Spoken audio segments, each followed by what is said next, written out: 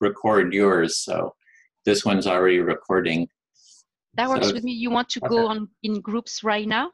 Yeah, I think we're ready. Get right into it. And you just mentioned the topic.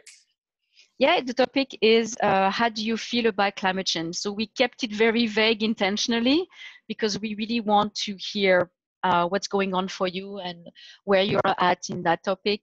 It can be whatever works for you.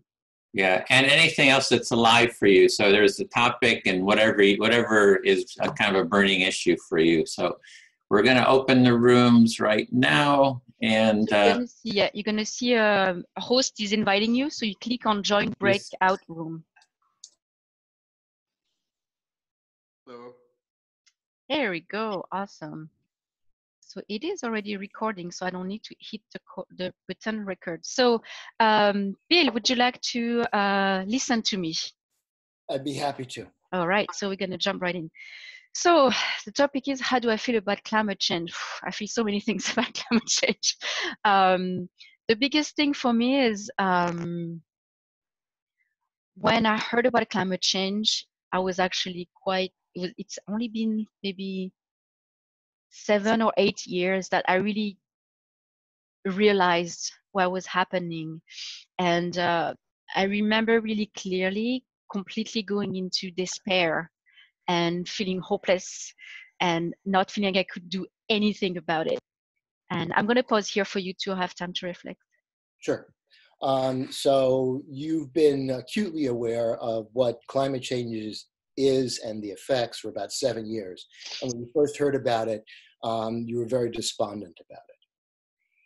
Yeah. And I really did not feel I could do anything. And I was like, recycling, it's one thing, but really having to, it really felt like huge, massive action needs to take place. And I didn't feel like as an individual I could. And I talked to a very, very good friend of mine who was very already active in environmental, as an environmental activist, joined the 350 group. I don't know if you guys know about 350.org. It's a group focusing on divesting from fossil fuels, and talking with him really helped me to be like, okay, well, I'm going to try to just do my piece, and I was able to get out of that state of I cannot do anything anyway, so what's the point? And I started to do some stuff, and I realized at that point that I was not the only one who, at some point when they had their climate change journey, if I can say that, felt completely hopeless and despair, and how much a lot of people are still in that state, that they feel there's no point. And this is partly why I wanted to do Empathy Circle on this topic of climate change, because I do think people get stuck in that despair and hopelessness and feel there's no point anyway. So that's why I wanted to do Empathy Circle. Sorry, that was a lot. Okay. Well, you felt hopeless. You were upset and you felt hopeless and inactive. And you were able to talk to a friend who was an activist, who is a member of the 350 group, which advocates divesting of fossil fuels. And through that, you were able to find a way to be effective and to at least join your energies with others. And that's one of the big things that you discovered, is that it wasn't just you who felt this way, that there were many others who felt the same way, and that you started to understand how your efforts could be integrated into a movement. Exactly. Thank you. I feel heard. Okay. Anything else?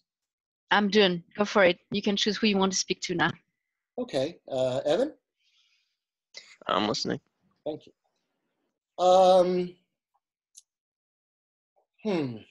Climate change. It's hard for people to understand, that the effects, there's a delayed effect. I mean, part of what climate change is it's almost like you're trying to drive a car, make a turn 3 hours before, because that's how you have to affect it. There's an offset in time. And so I'll stop there. That was like not even fair to you. Oh, no, I'm with you.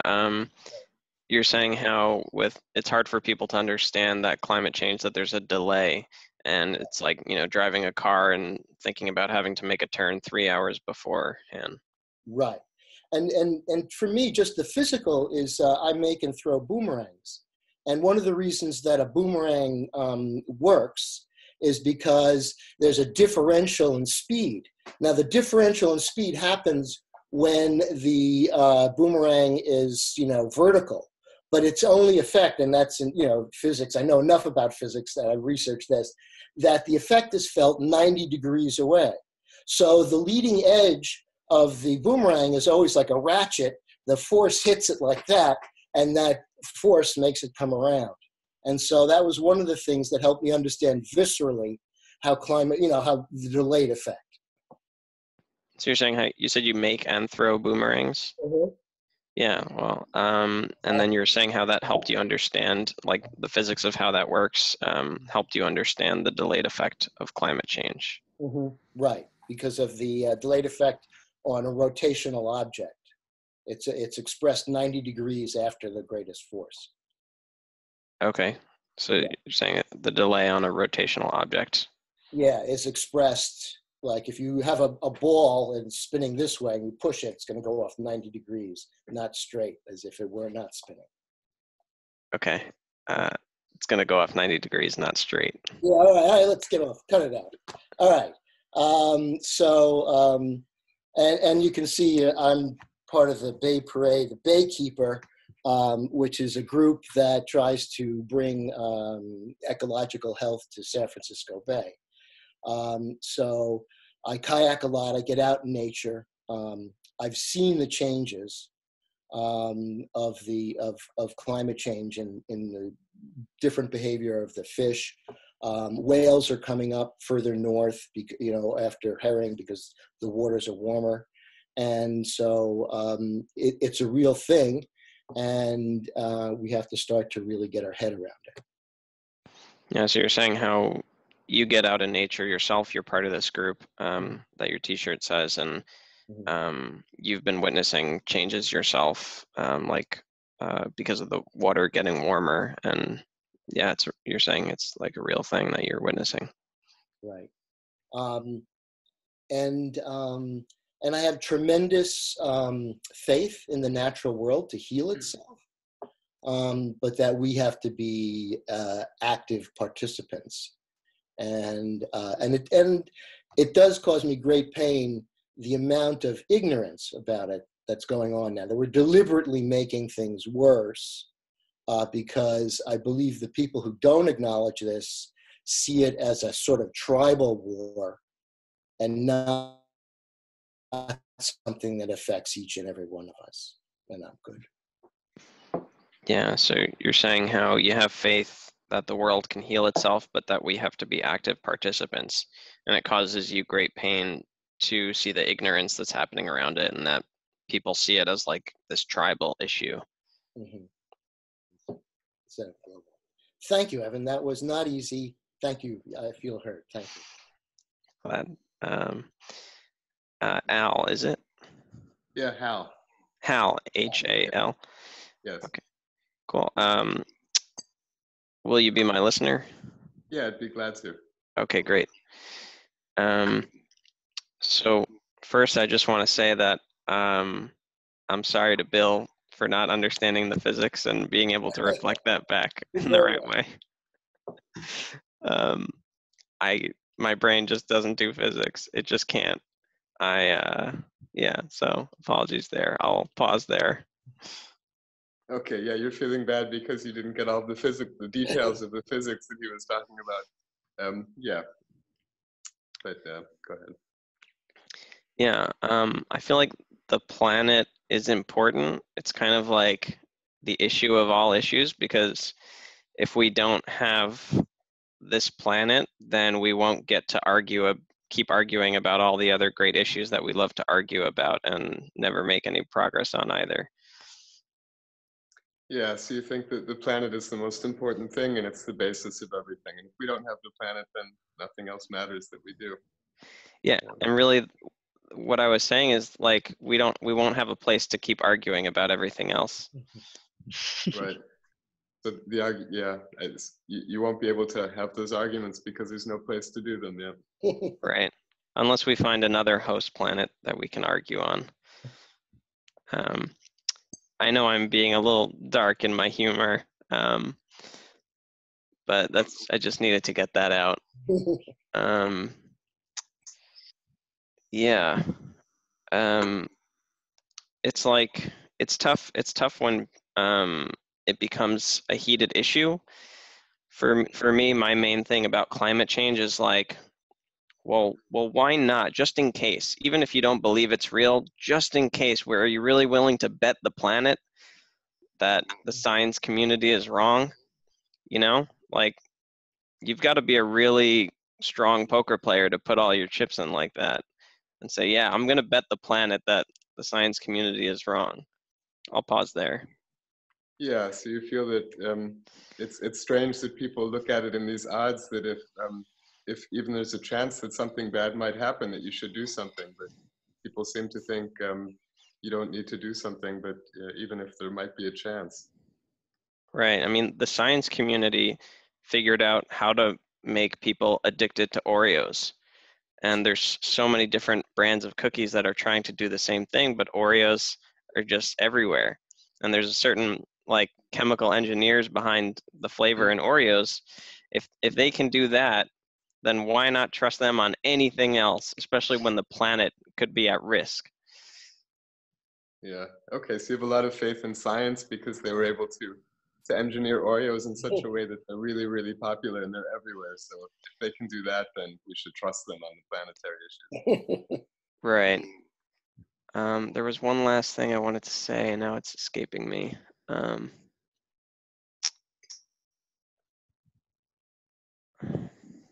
Oh yeah. So having said all that, you know, then my question is, you know, what is the empathy? What is the understanding that I can add to people who don't believe in climate change? What is the empathy I can give them, and you know, what needs of theirs can I identify to help me get closer to them so that maybe there's a chance that they can become our allies in this issue? Okay, so you're wondering how you yourself can give empathy to people who don't believe in climate change in a way to get closer to them and maybe even convince them to come over to our side or to your side. Yeah.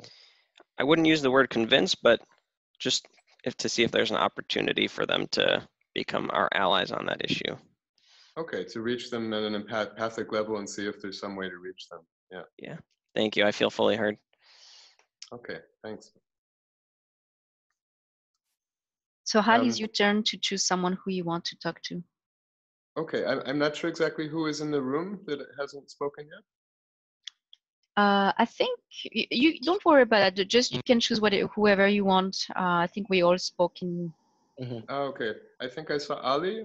Is Ali in this? Oh, so we broke out the group actually. So we are only 4 people here. Yeah, that's what I'm asking. Who's the other person? Oh, who's there? It's Evan, Bill, and me. Jess, Evan, and Bill. Okay, yeah, Evan is fine. Evan, would you care to be my listener? Sure. Oh, but we just talked back and forth, so yeah. I don't know. Should we not do that then? So you can. So now that you chose Evan to listen to you, you're gonna speak to him directly, and Evan is gonna reflect back and forth with you. Okay. So I mean, I have a scientific background. I'm a biochemist, but I never really paid that much attention to climate change until a couple of years ago, when I actually read one of the IPCC reports. And at that point, I fell into panic and despair. So you have a scientific background as a biochemist, and you weren't really paying attention to climate change until a couple of years ago when you read the IPCC report and you fell into a panic. Yeah, and looking around at my friends and my family, I sort of realized the world is kind of coming to an end, at least the biosphere is coming to an end. And I could not find anyone in my family or my friends to actually talk about that. I mean, people seem to be so reluctant to share their thoughts or even to admit that something's happening. at least a couple of years ago, that was the case. So you realize that the biosphere is coming to an end, and you're having trouble finding friends and family that are even willing to talk about it. Yeah, and I mean, I have no hope for the future. I think it's very important to be activist and to do things in a positive direction, but I don't really think it's going to help save the world. So you believe in being an activist, but you kind of given up hope in that regard, and overall, because it's not going to save the world.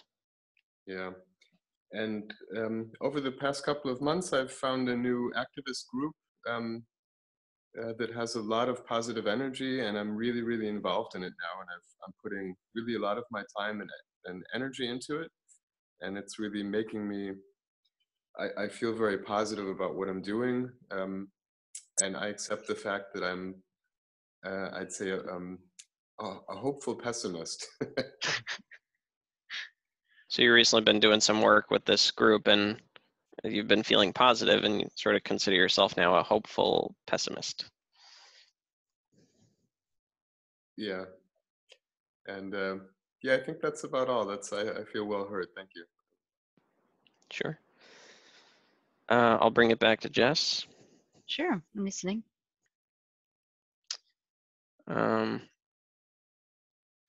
I was curious to learn. I'm really glad that I joined today because you mentioned this group that you got involved with as well, and Hal is mentioning another group. So I'm curious to know what I can do because I haven't been actively contributing to help with any groups or anything. So I'm glad that I'm here, and I want to learn more.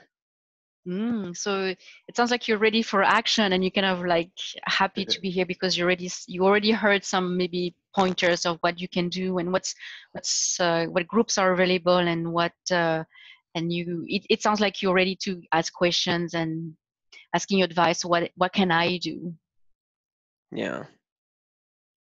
I guess I don't have much to add for now since I just went so recently, but yeah, I feel fully heard. Thank you. Okay, thank you, Evan.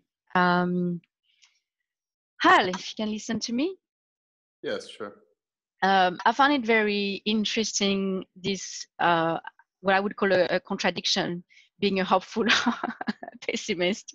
I'm like, wow, how does that work? Because it's funny because recently I've been working on my optimism because I'm a pessimist, or I define myself as a pessimist, and I'm tired of it. And I chose hope. I made a clear choice to actually choose hope. And it was very challenging for me to choose hope and still be a pessimist. So I'm going to stop here for you to reflect back. Yeah. So yeah, you're interested to hear me say a hopeful pessimist because you yourself, you also consider yourself to be a pessimist about climate change, but you've decided to choose hope.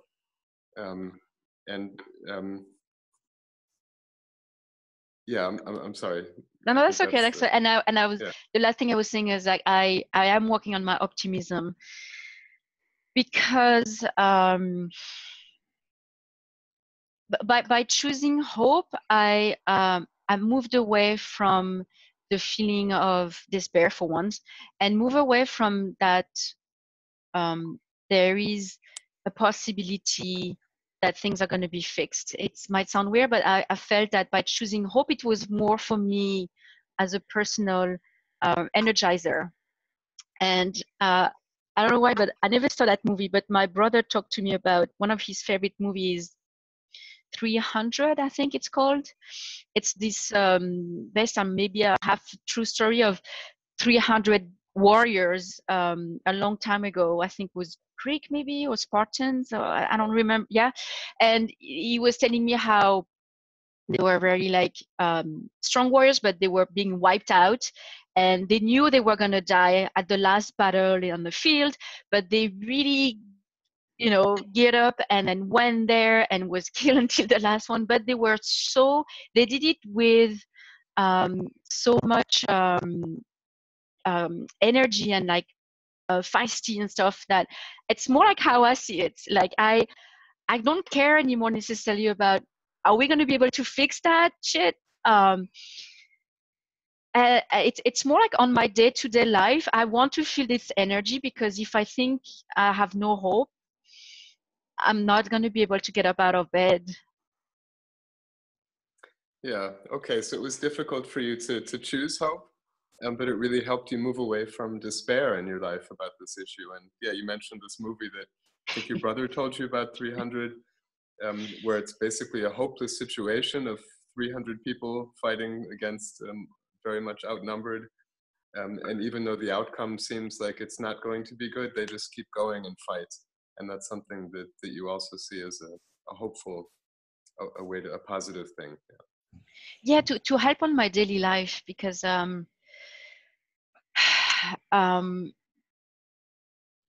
very always angry and shocked to see the lack of leadership everywhere.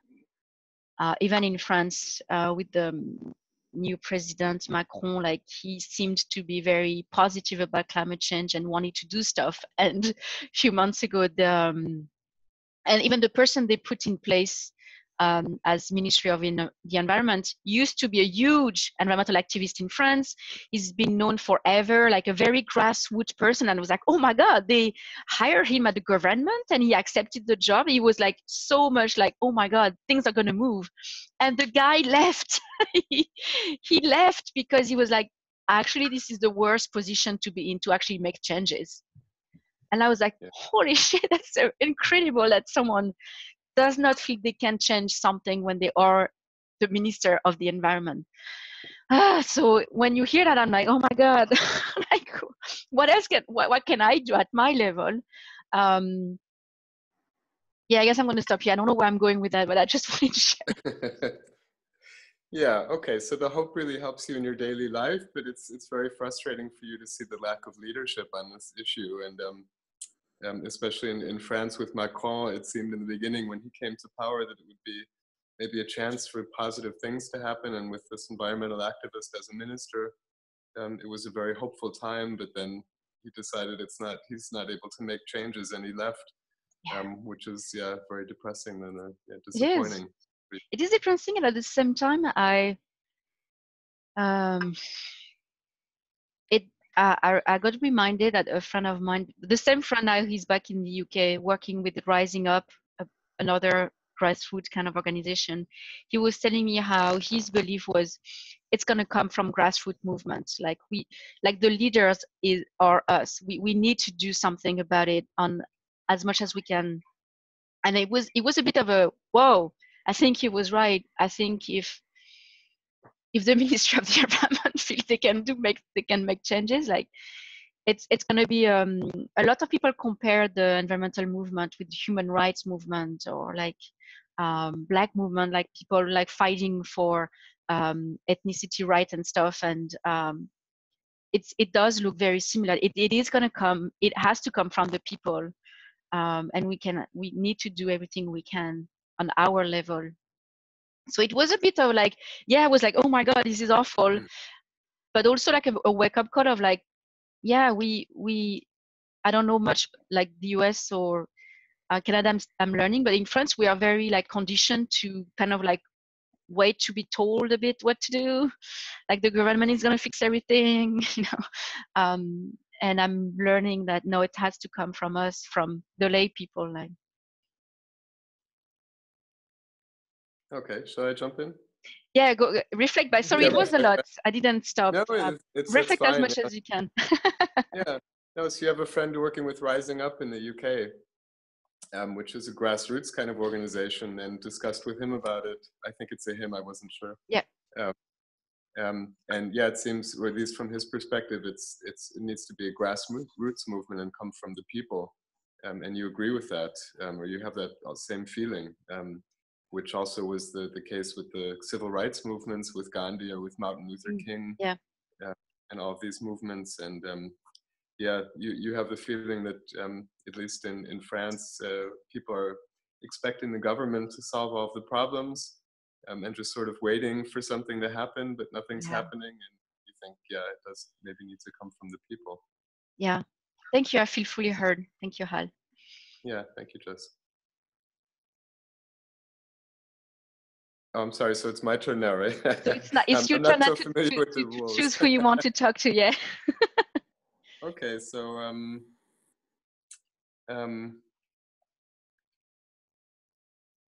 Evan. No, I'm sorry, Evan. I've had you twice. So Bill, are you in the room? Yeah. Sure. Yes, I am. Yeah. Yes, what Jess just said made me think as well, because the movement I'm with also comes from Rising Up. It's called Extinction Rebellion, but it was called into existence from the Rising Up group in the UK. And it's the same feeling for me, that it's something, you know, we're all waiting for the governments to do things. And I think people are waiting even for the governments to forbid them to do things. Like, people know that they shouldn't be driving their cars as much at all, or taking flights that they don't need to, things like that, but people still do it and think, well, the government will forbid it at some time. Yeah, I'll let you reflect. Okay, so you were reflecting on what Jessica said as far as waiting for governments to do things, and that you're saying that, you know, even well-meaning people are kind of just waiting to have a limit set on them and not really taking leadership themselves. Yeah, exactly. And yeah, there's this young Swedish girl, Greta Thunberg, who's been giving speeches at the COP24 and now at Davos, you know, who basically says that she doesn't expect the leaders to be doing anything, but the power belongs to the people. And that's, for me, a very moving message, because it means that we, and I myself, have the ability to actually do something. So Uda, and I'm sorry I didn't get the last name, the speaking very young woman who seems to be taking a leadership role, was taught and spoke at Davos and said, you know, talked about the leadership of the people as opposing to wait for the governments or the leaders to do something. And that made you feel very hopeful, because it felt, it reflected what you were feeling inside. And also because she said it, it meant that there are other people who felt the same way as well. Yeah. And it doesn't mean that I think that we as people can actually reverse the problem, because I don't think we will be able to. Mm-hmm. But I think at least we can prevent the leadership from leading us down this dark path. And that's what motivates me right now, is to basically take things into my own hands with people with like-minded views, and yeah, kind of rebel against the government. So you're feeling that you don't think that they will be able to fix it, and per se, but that with people taking leadership, we can make some effective changes or adaptations, and not have to wait for the government. And that the more you interact with people like that, the more hopeful you're feeling that they can make some effective change. Yeah, I don't think it'll be effective change. Okay. But I think we may take power away from these evil people who are ruining the environment. That's my. Yeah. So the correction that I'm hearing is that it may not be effective change as far as it applies to climate change, but it would be effective change as far as getting rid of the yahoos who are now making the decisions, and put it into the hands of the great unwashed, where it deserves to be. Yeah, and just one more thing. I feel also that I mean, of course, in the U.S., it's sort of a, it seems like there's a conscious effort to make things worse, which makes me just so angry. I read these stories about these lobbyists and policymakers who are, getting science out of decision making and things like that. It makes me so angry inside. And I hate these leaders, and I want to do anything I can to topple them. Okay. So you're very angry at the leaders that we currently have in the United States, who are actually ridiculously and sort of, doing everything they can do to make things worse. So that really motivates you to be an activist and do everything to change the leadership so that we can engage with these problems in a different way. Okay. Yeah, thank you. I feel well heard. Thanks very much. Okay. All right. All right. I'll go to Jessica. Yep. Okay. Well, a lot of what was said here is really, touched me. I do believe that it's going to be the wide practice of things like this, of listening circles, that is actually going to make the problem. I mean, it's actually going to mitigate the problem or bring us together. One of the two things that I learned, that I think that I heard a while ago, is number one, we have to overcome our fear of being afraid. As Roosevelt said, we kind of walk around, and everywhere they're telling you, like, be afraid of this and this and that. And it's not as though you can't take, sensible precautions, but there's a constant fear mongering and things like that. And we've got to stop it. Bad things happen, things like that happen. We've got to live our lives, and we got to stop being afraid of being afraid. And number two is that this is the time in human history for the death of the leader, of the hero. That there's not going to be a hero to come along to save things. And the more we believe in that, the more we're let down, as we can see. Even people who I still support, like Obama and things like that, he left a lot to be desired, I thought. And so therefore, so those two things. So the death of the hero and, sorry.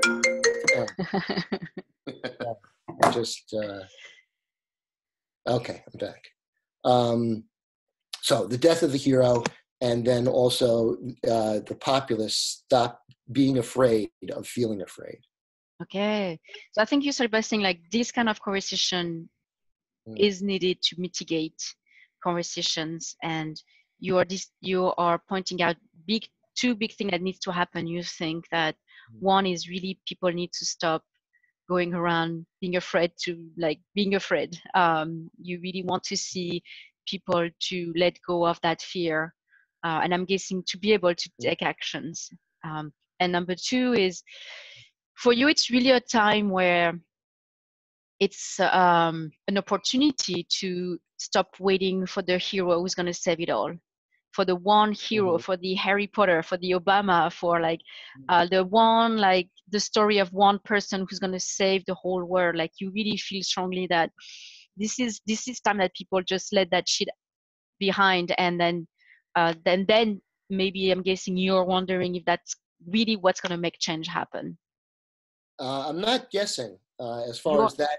Okay. Yeah. One of my spiritual heroes is an African-American church in Atlanta, where they had where that young boy came in and then killed them all, and they were, offering forgiveness. Those are people, those are role models for me. And one of the things they said about, they said, we need love, and love is like water for fire. And you may not have enough water to put out the fire, but it doesn't mean that water is not going to put out the fire. Enough water will put out the fire, and enough love and respect will create I think the fertile ground. And I've seen that. I'm a retired special education teacher, and I've dealt with people with a lot of emotional problems. And when there's some sort of coherence and fairness, people respond. I'll stop there. And you're feeling very inspired by people you've met and people you've seen acting with love and acting even towards the tremendous pain. The ability to forgive is for you a huge inspiration from those people, and this inspiration is really from love. That love is gonna, I love this metaphor, like love is like water that's gonna put out a fire. And as one person, you might not think that you have enough water for the fire, but it doesn't change the fact that love is water and it will put out the fire. Yeah. That's you know, I really think that's going to be that.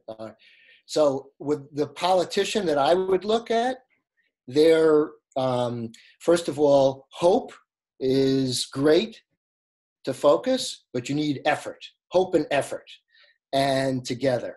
And I think that can create change. And then my candidate, my dream candidate, would be improve together. Let's improve together. And All right.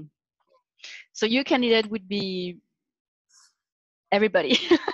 Would be like everybody with who have the hope and willing to make the effort to make the change. And it's a common effort, not just like one person on a pedestal.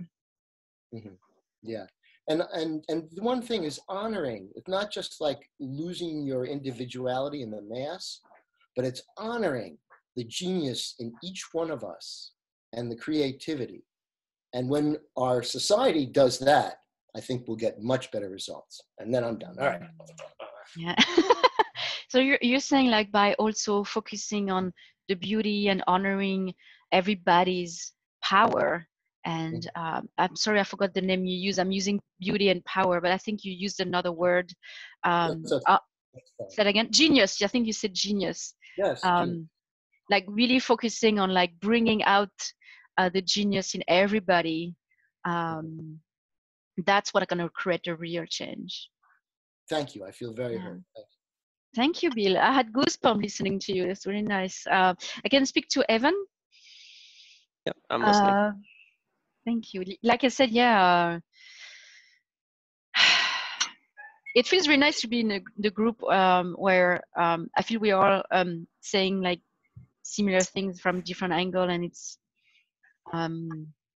nice to feel that like we are in a lot of different corners of the world, and that what everybody's doing and how they approach things, it feels so similar, and also just from different angle and why we're doing all of that.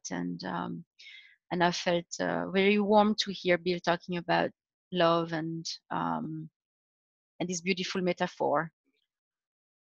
And at the same time, I remember when Bill was talking, I had like my self-talk that I try to manage at the same time to be able to stay with you, Bill. But I also had this like, yeah, but I'm angry, and I need that anger to actually do something about it. So I was having this back conversation in the back of my head of like, how can I reconcile love and anger at the same time? So you're feeling this warmth from being in this group with people with similar thoughts, and you're feeling a lot of good energy here listening to Bill and talk about love and everything. But at the same time, you had the self-talk of like, yeah, but I also have this anger, and I need that anger in order to make effort on the issue. And how do we reconcile that sort of anger and love?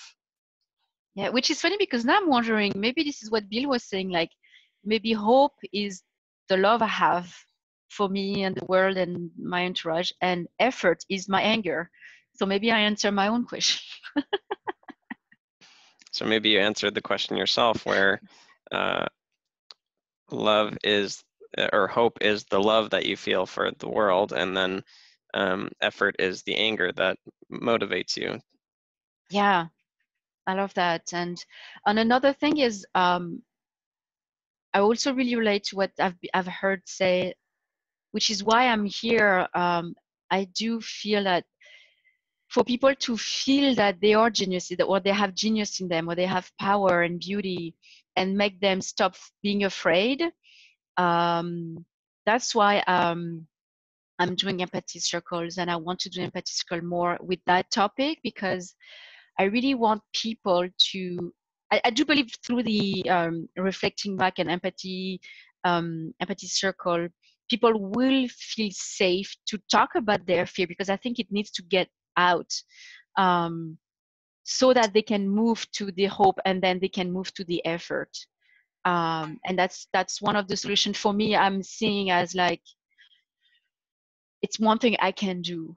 I can create empathy circle in Toronto or online in English and French. Like I finally found one solution, a little solution that I can do at my level, because I do believe people need to talk it out, to actually see not only they're not alone, and then there is something we can do at our level. Yeah, I'm going to stop here. Yeah, so you're glad that you found this empathy circle process that you can help spread, so that you can help people feel like they're not alone on the issue, and also help move them from fear to hope to effort. And how you feel like that's at least, you know, one thing you can do at your level here. Yeah, for that specific idea, when people are feeling stuck that they cannot do anything. But I also heard other people telling me, yeah, that's great, Jess, that's pretty to do that, listening and love and stuff. But in the meantime, the glaciers are melting, so we don't have time for that peace and love kind of shit. And so I felt a bit triggered when people are telling me that, because I do see the urgency of it, but I also see this huge need that people have, like Bill said, to stop being afraid and to be able to share their feeling. And Hal mentioned that as well, like for a while he couldn't even talk to anybody, his closest, like his family and friend, like you need to be surrounded with people who can hear your pain, and so that you can process. So I'm kind of like, yeah, I see why people would say, well, we don't have time to listen. And I also see, like, yeah, I get it. Like, we need to act, but without, how can you like act if you're not in a place to be able to act? So you're feeling triggered because people were saying that it's like, oh, we don't have time for all this like listening and love and shit, and you know, we need to take action. But it's like, you know, you're wondering, how can we take action if people are feeling stuck, and that this is actually important, you know, in order to get from A to B. I think so, yeah. That was my experience. I moved a little bit away because I'm focusing on trying to create a business. But when I was an environmental activist in Toronto, I tried a lot of different groups, and I'm seeing so many people burned out. And I see the extreme. I see the core like activists who's like all their life is about that, and they judge you if you're not doing enough. And I see also people who like super tentative and be like, you know, I don't know, like I don't have time, I have a family and I know it's important, and they all want to come to protest, but they might not necessarily do more or whatever. So it's interesting. Like I want everybody to see that you can do something at your level.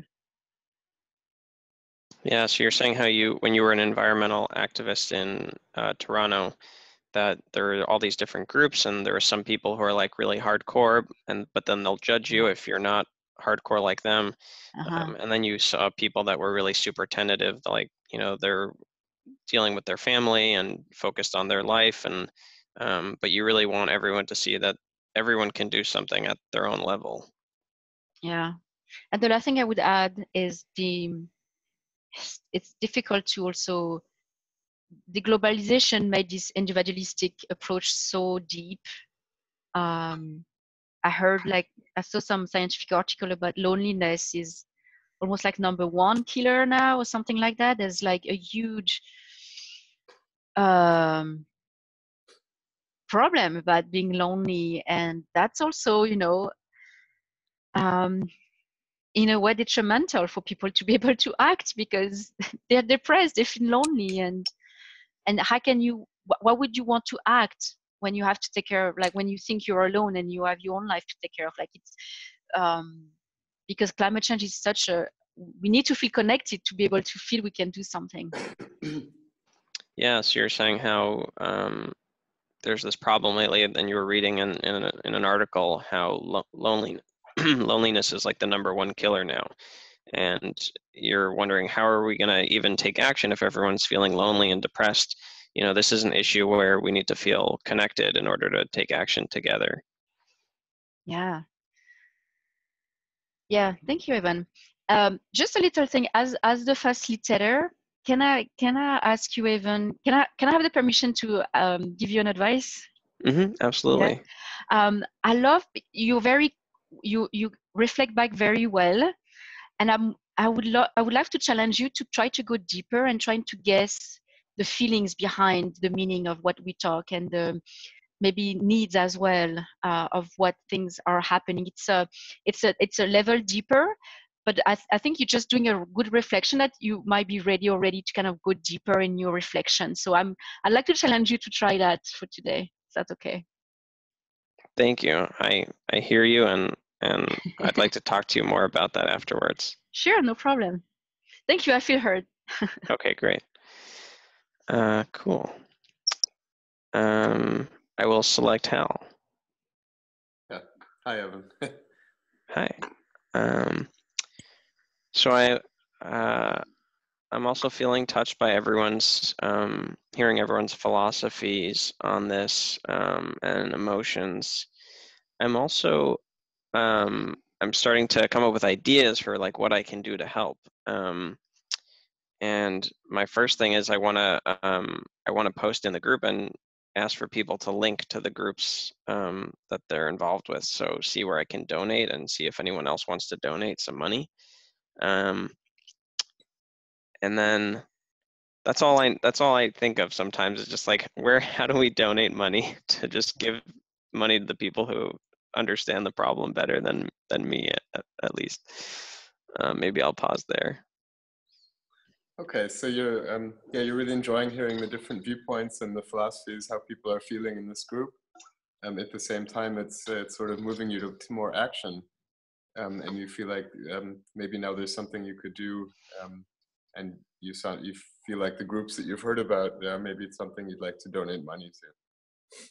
Yeah, and I was also thinking about how to get people involved.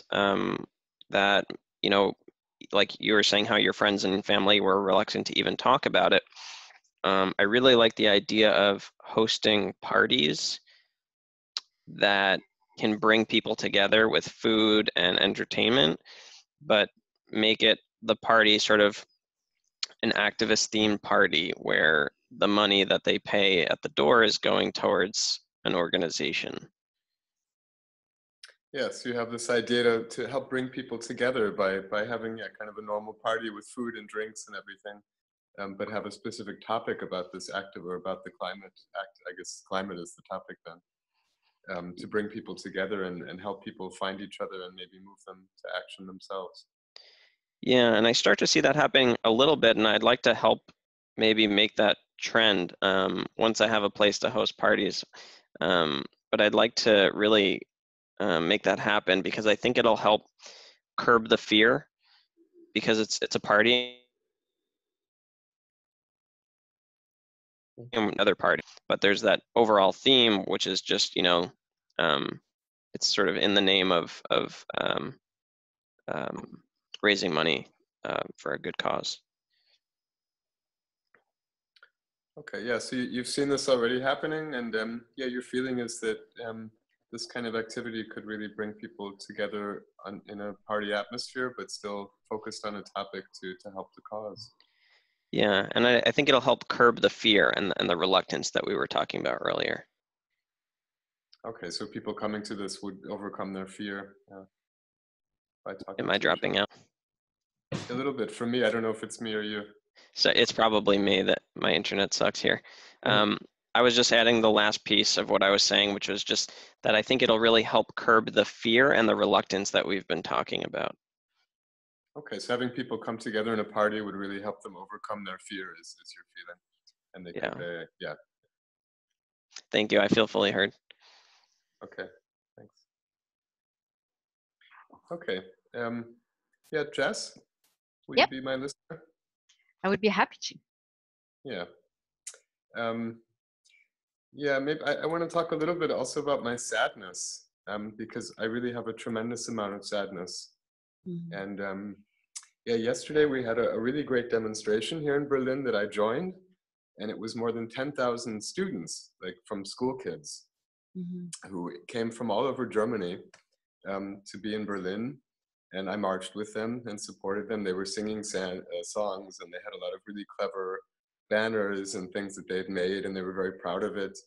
But I see these kids about their future, talking about their future, trying to do something for their future. And I see, you know, they don't really understand what's going on. They have an idea, and they know that things are going to get bad at some point. They don't know when, but they all think, you know, they need to do something, and it just fills me with sadness to see that, actually. Yeah. So Sorry to put that on you. Yeah.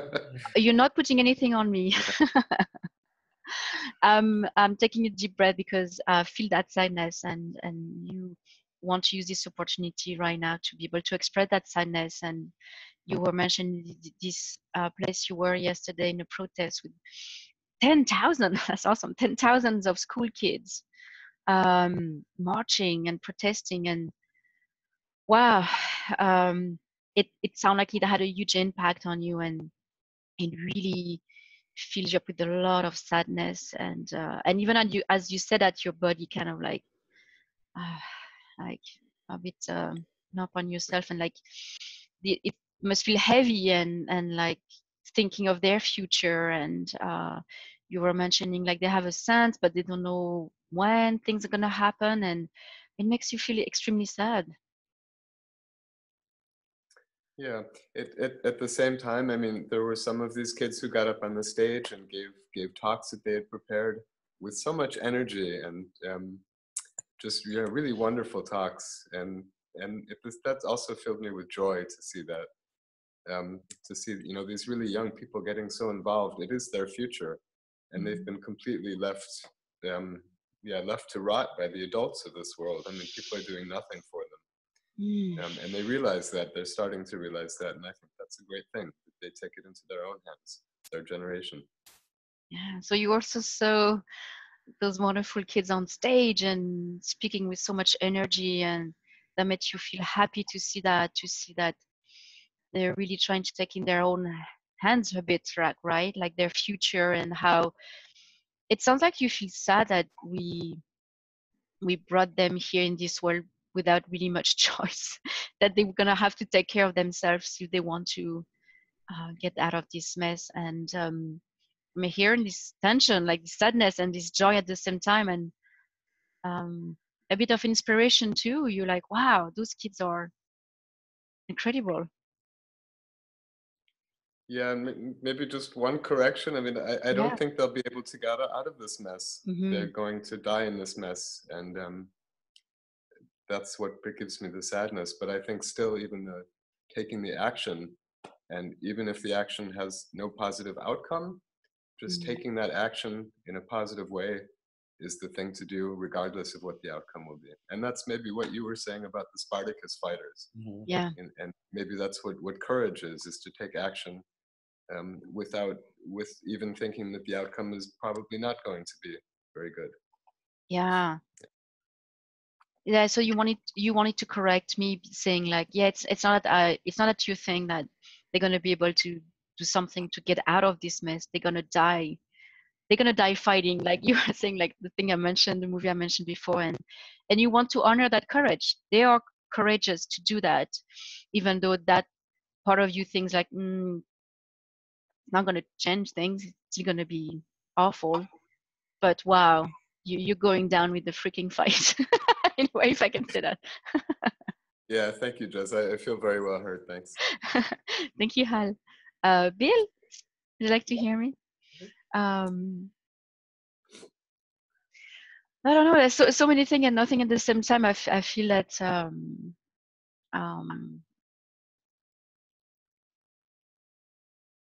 well, I'm glad that Evan wants to do stuff, and I think his party activist idea is great. And I'm also very intrigued by how this I call it tension between like, well, we cannot do, like, nothing is gonna make a change, or like we are going down, and still this being able to want to do something about it. I find that very intriguing. And what else do I want to say? I'm going to stop here for now. Okay. So you're caught between the feelings of like the hope and despair that Hal talked to. You were very encouraged by Evan coming up with a creative idea that you thought was very good. And then also, you're also feeling, Hal's despair at the fact that the problem is really so large that we won't be able to avoid tragedy. Oh, but the other thing is is the hope and the steely resilience is that despite the outcome, you do the right thing. Oh, I love that. It's very well Well, said. that's what I heard. Yeah. Despite the outcome, yeah. No, that's. Can you say that again? Despite the outcome, You do the right thing. You do the right thing. Yeah. This right thing is always a bit weird to me because it means there's a wrong thing, which I guess there is.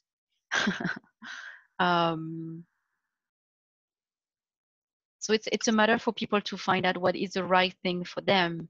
I got caught up sometimes in doing like environmental activism stuff that I did not enjoy, and I didn't do them very well, and I felt extremely guilty about it. But I've learned that it's a matter of finding what works for you, and doing Empathy Circle would work for me. Or I'm also facilitating NVC workshops, and I do believe having a clear communication helps also people to express themselves better and share stuff better. And I do believe once we have a better communication, we can actually do stuff that we want to do. I'm rambling a bit here. Sorry, Bill. Okay. I've been known to do that. And, so it's interesting.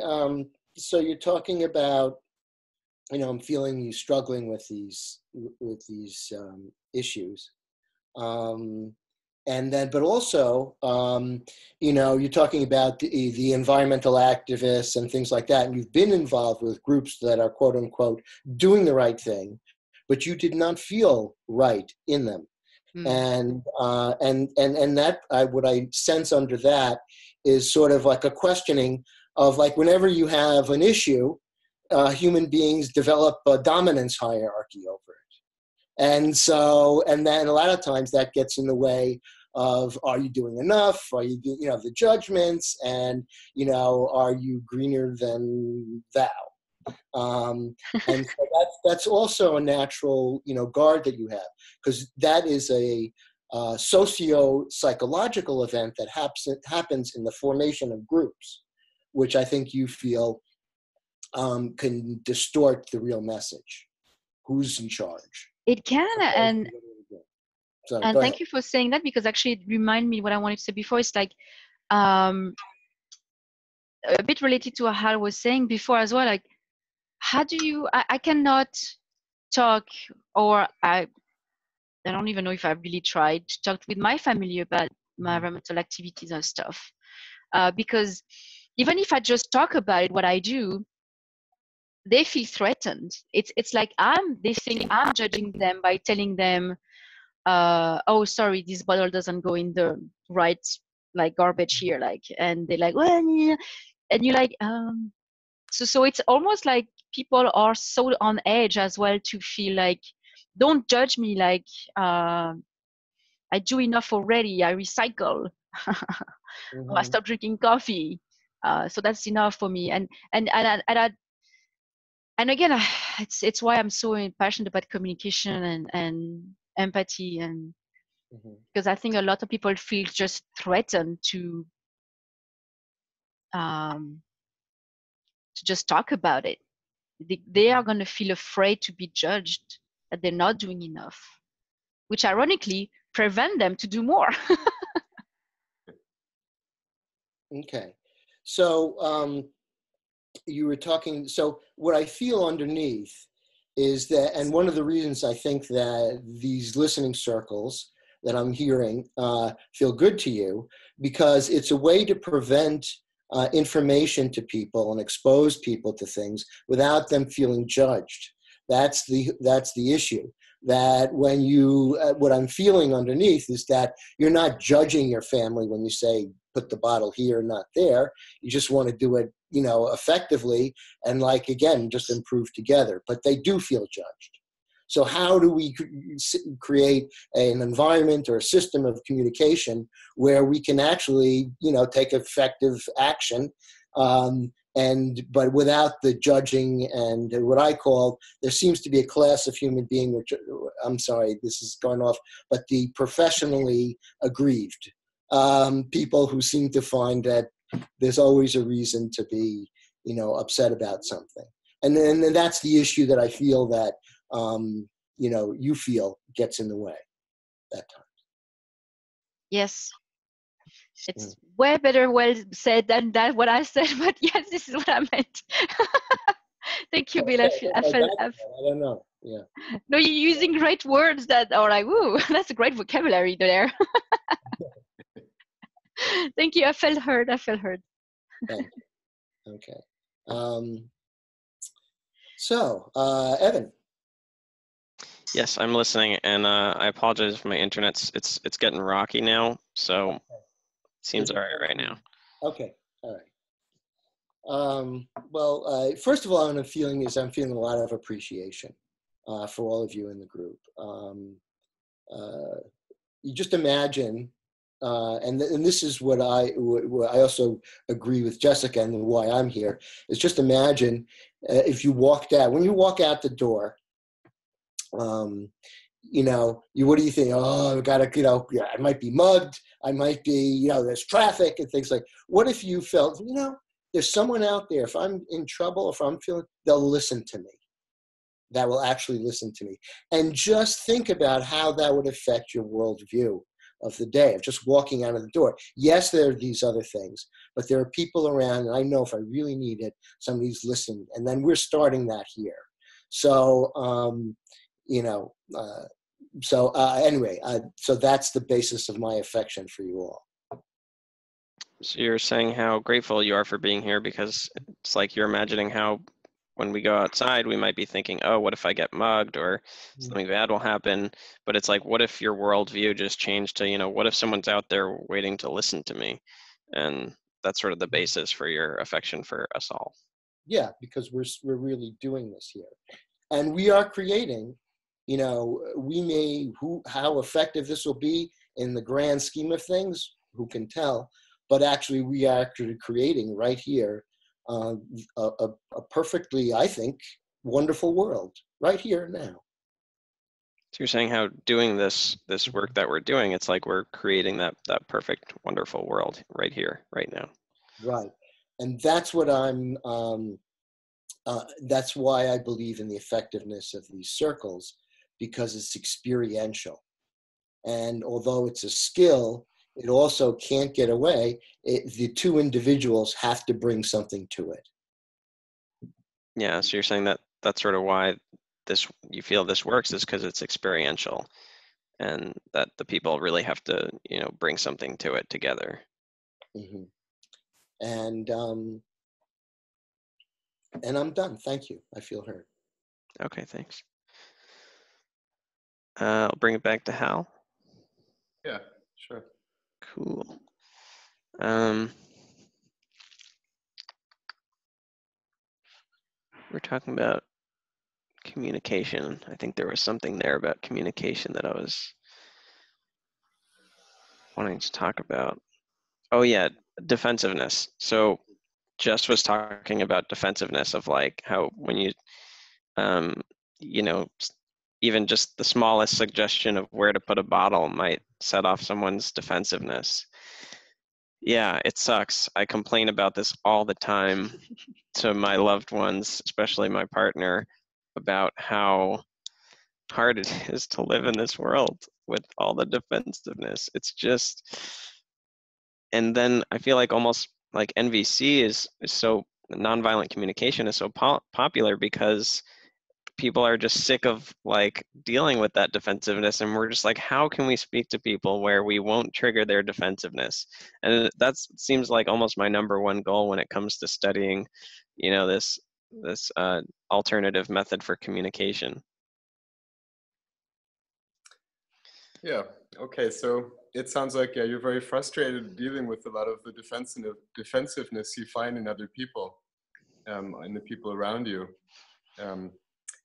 And you've recognized that a lot, that many people are defensive around you, even for the smallest things. And you think these things like nonviolent communication may be popular because that's a good way to maybe overcome this defensiveness and be able to talk to people without them becoming defensive about what you're saying. Right. And I guess the overall goal on top of that is like just so we can live in harmony for once. But defensiveness seems like a lot of the methods in nonviolent communication is how to get around the defensiveness so that we can just live in harmony and negotiate our needs together and collaborate, in oneness. Yes, you have a lot of hope, and yeah, you think very positively about the ability of NVC and these kinds of communications to overcome the defensiveness, to be able to live in peace and harmony. So defensiveness is a block to that in a lot of cases, and maybe these communication routes can help overcome that. Yeah. Yeah, I'm feeling a bit of sadness and hopelessness around that topic, but I'm sensing a pocket of hope within myself about at least being able to build that that type of communication with people that are close to me, that are passionate about it in the same way that I am. And so that there's at least that. Okay, so you're not really full of a lot of optimism about it, or at least you have some reservations that it will really have a big effect, but at least for yourself and the people in your environment, the people close to you, you think that this can really make a difference in overcoming these defensive boundaries between people. Yeah, I say the hope piece is really just that I'm feeling hope for at least building that style of communication mutually with people who are also studying the same style. Okay, so you feel there's people in your immediate surroundings who are also dealing with this kind of communication topic, and with those people you can build these bonds. So. Yeah. Thank you. I feel fully heard. Yeah. Okay. Yeah. Then I guess I'll go back to Bill. Okay, listening. Yeah. Yeah, this defensiveness topic, I mean, both what Jess said and also what Evan said rings true for me as well. And I was vegan for a number of years, and when I tell people I'm vegan, a lot of the reactions are really defensive. Like people think I'm telling them, they're living their life the wrong way, when actually it's a decision I take for myself. I mean, I don't really feel myself to be very judgmental. I'm very tolerant of how other people live. But, I'll stop there. So you're personally vegan, and that you feel when you talk about it or announce that to people, they do get defensive and they feel judged, and they feel it's a judgment on what they're doing rather than a reflection on your own life. Yeah, and it makes me I don't know, it's a sad thing actually, and I'd really like to overcome that as well. I mean, I think any behavior, or it seems to me behaviors that are sort of outside the norm, whatever the norm is considered to be, maybe vegan now is no longer outside the norm, but it was a few years ago. But these kind of, anything you say when you're outside the norm, many people seem defensive about it. And the same is true with climate things. So, if you say, oh, I don't take inner German flights anymore, I don't think it's a good thing to do. People feel judged by that as well, and they think, well, he's telling me what I do is wrong. But it's actually my personal decision for myself. So this also occurred as far as climate change is concerned, specifically about taking inter-German flights, which you don't do because of the carbon effect. And that, again, people feel judged by that you're commenting on what they do rather than making a comment on what you feel is right for you. Yeah, and I'd really love to find some way to bridge that with people, and I'm not quite sure how. Yeah. Right. And so the value is that you'd like to share that in a non-confrontational, not threatening way, so that people could then also, experiencing what you're feeling, choose some things or not, and then make their own decisions, but not have to feel judged. Yeah. Okay. Yeah. Thank you, Bilba. I feel well heard. Thanks. Okay. Thanks. All right. I'll go to Jessica. Yes, Bill. Okay. Well, so regarding to that's the whole defensiveness. It's difficult. It's a personal struggle, I find, because I'm not immune to that. And not only that, but I worked in a world where there would be therapists, and a therapist unscrupulously would attack you if they were unscrupulous. I love therapists, but there were some people who would do that. They would attack you, and then and not just by saying I'm a vegan or something like that, but they would say, and then you would say, no, I'm not. And they said, why are you getting defensive? And so that was sort of like this catch-22. And my answer after this tactic was done to me, I said, I'm getting defensive because that's what I do when I'm attacked. And then I would lay out the specifics of why I'm feeling attacked and not just shared with. But that's also sort of like a thing, and it's really common. And so I was just amazed. Anyway, I'll stop there. Yeah, and so from what I understood is, in your experience of the best attackers are therapists, and that they are twisting their way of talking to you in a way that it is an attack for you, and they pretend to not to, and then when you actually react to that and respond in a defensive way, and they're like, why are you being so defensive? And you're like, well, I'm gonna explain to you why. And so you kind of point out this hypocrisy, I guess, and that you're like, yeah, that's I'm being defensive, and there's the reason for that, and you were able to explain that clearly, like the reason why. And I find it interesting that you point that out. Therapists, in my experience, are the ones who are the best at that. Yeah, no, because when a therapist goes bad, man, ooh.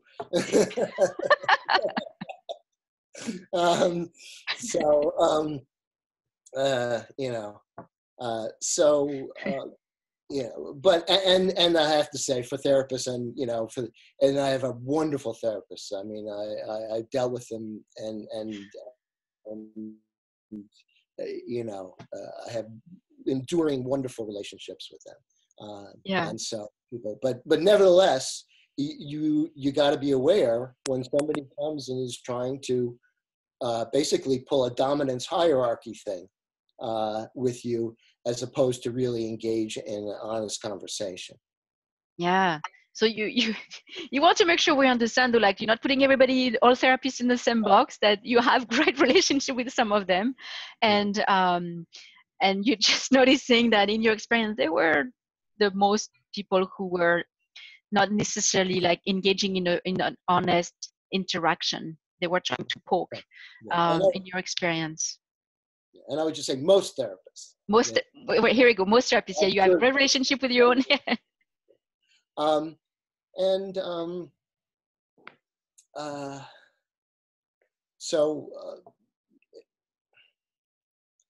and you were also saying, to watch out for that, to watch out for maybe people. There are other ways that people do it too. Then there's the way, and I don't know why I'm riffing on this, but I am. So yeah, go for it. Is the person who's then injured. That's another way to get. Is the person who's constantly emotionally, and I'm not saying snowflake or left or right here. I'm just saying there are a bunch of people, I see it on both sides of the political spectrum, where they're constantly injured in some way or emotionally peeved, and then you have to then adapt to them. And that sometimes is a way to try to establish a dominance hierarchy. And homie don't play that game. So you're also thinking that some other people who also play this game of either attacking or being defensive, if I understand correctly, is like people who seem to tend to have this victim kind of to everything. Like there's always something wrong, and you have to adapt to them. And it doesn't seem to be an ability to share honestly what's going on. there's no reciprocity. Right. So I'm just kind of riffing on all the different group dynamics that I've been in. And I just want to end in that I've been with wonderful, I worked in a hospital for suicidal adolescents. And then my school after, where I worked we did a lot of good things. And I worked with a good team. And so I know it's possible. Yeah. So, yeah. So it's not like you want to balance from what you just said before, like there's a lot of categories of people, a lot of, you could see some categories or some type of people who might play the defensive game, and you're like, you also point out that you in your experience worked with wonderful people, and it is possible to not have this dominant hierarchical reactions of like, I'm attacking you, and then you get this game of defensive and attackers and victim and whatever, and that you saw also beautiful interactions in your experience with very difficult context, and you saw that it was possible. Yeah, thank you. That was not easy. Thank you. I feel I was all over the map there. Okay. Thank you, Bill, for sharing. It's always interesting to hear your experience. Hal, if I can talk to you. Yes, I'm happy to. Yeah, I find it interesting. I love the conversation about the defensive-ness, and for me, if I can offer this solution for me is, well, first of all, I stopped believing that I can talk in a way that will never trigger anybody. If you can, I can stop there for now. Yeah, so you have kind of a solution for yourself, and you're going to tell us about it. And the first step is that, at least from your perspective, you accept the fact that you're not going to be able to talk without triggering defensiveness in some people. Exactly. Especially my family, especially the people closest to me. Of course, I'm going to trigger them. So I stopped believing that I can, even with NVC, with empathy, that it's that I do have an impact on people, and even though the impact is not necessarily the one I want, I need to be aware that they have their own experience of me. I have my own experience of myself, so it's a whole different world. So that's the first thing. The second thing for me is dealing with my own shit first as well. Like, again, it's because I came back from France, from visiting my family. So my family is very much in my mind and the interaction I have with them right now. And they are the people where I'm the most triggered with. And so if I want to practice reflecting back with my mom, for example, I need to really do a lot of self-empathy first. And I need to ask my partner, can I just like tell you everything about, this kind of relationship before I can try to actually be okay with my mom? Yeah.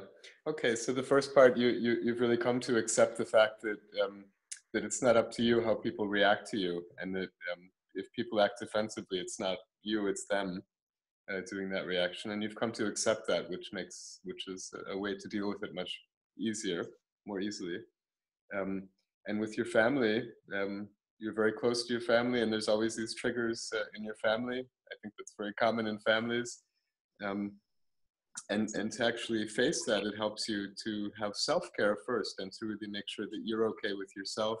Maybe you need some strength building for your own feelings before you go into this kind of open discussion with your mother or with other members of your family. Yeah, exactly. And that goes for conversation about climate change too. And so that would be the second step. And so for me, the third would be, once I've done all of that, then I feel the only way I can go now, if I know I'm going to maybe talk with someone who has very different views, or my mom, I will just really only put everything about my own opinion, about the perfectly genius that I want to share with the world, like how wonderful my ideas are. I'm really put that aside, and then just really stays empathic and reflect back what the person says. It's not always working, but I find that I don't fight anymore much with my mom at all. It's been years now, because whatever she says now, I just reflect back, mostly by text, because this is how we communicate most of the time. But so I'm realizing, oh, okay, I'm triggered. I'm doing my own work, and then I'm able to then come back and say, oh, so you're saying this and that, and then she doesn't come and say, I'm feeling fully hurt, thank you, Jessica, but she's not fighting back anymore. There's no like these harsh reactions anymore. And so so it's very a slow process, but by just sticking with empathy and just thinking with the reflection back, I'm finding it's getting healthier and healthier every time. Okay, so when you deal with people who have really different opinions than you do, other views, and especially your mother, then you've stopped fighting on this kind of mental level of thought and the ideas and the opinions, and you've decided not to fight with them, but to deal with them just with empathy and to mirror back to them in an empathetic way, and that helps you. It makes you feel healthier, and it removes maybe the frustration of fighting or the feeling of fighting with people. Yeah, I'm really focusing now on you were talking about strength building, like really building on my values of courage and vulnerability and empathy.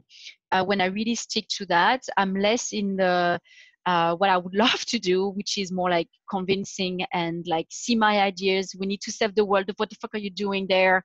I'm more or less human connection, and I'm not saying that it's solving all the solution like that. I'm not saying that everything is fixed in just one interaction. It does take time, but for me, it's much more easier to go about my life that way.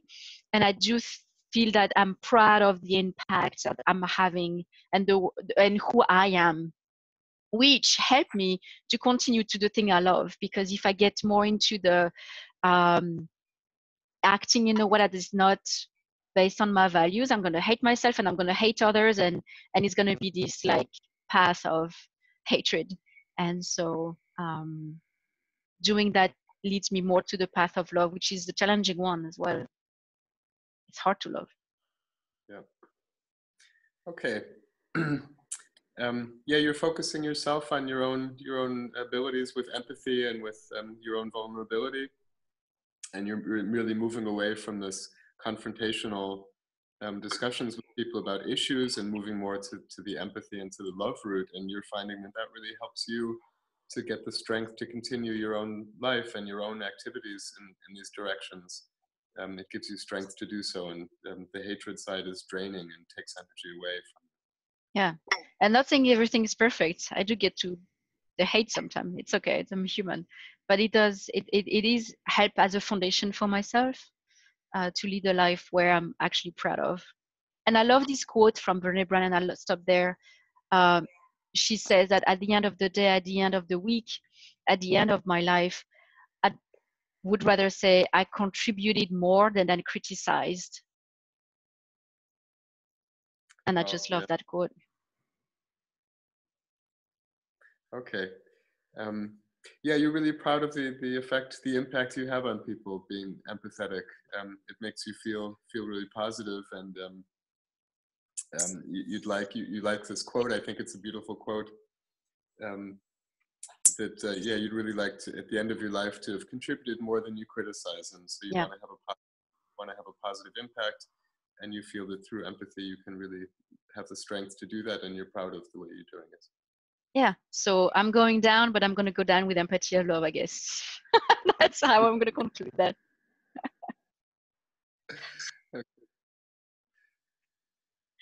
Thank you, Hal. Go down. I'm okay. That's okay. Thank you. I'm feeling heard. Okay. Then Evan. Absolutely. I'm listening. Okay.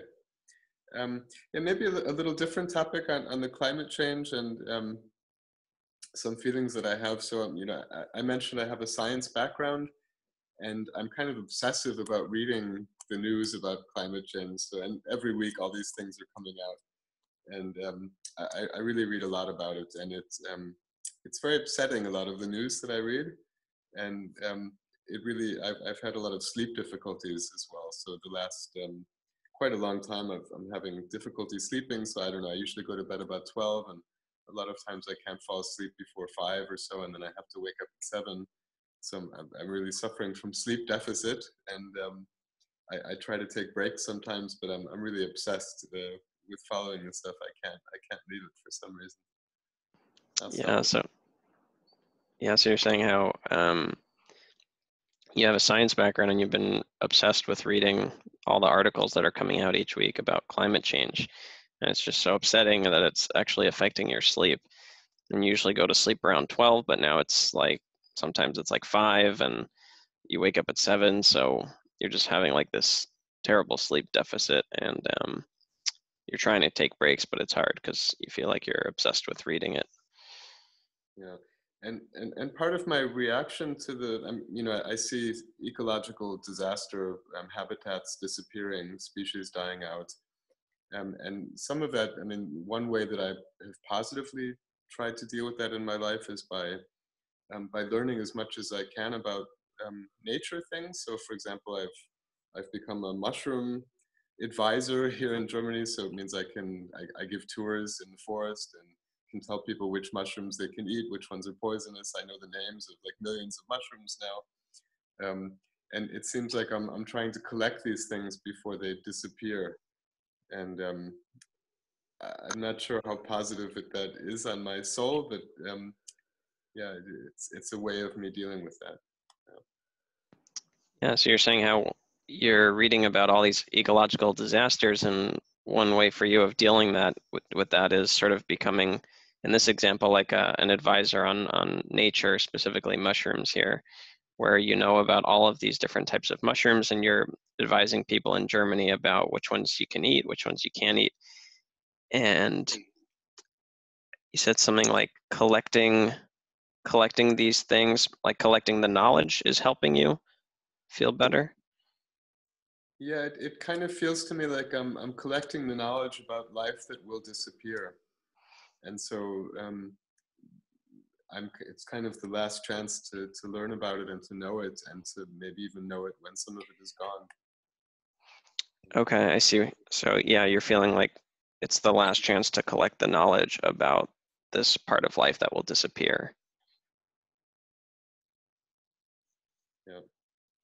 Yeah, and that's all I wanted to say right now. Thanks. I feel well heard. Thank you. Okay, sure. Oh man, I'll bring it back to Bill. Okay. Cool.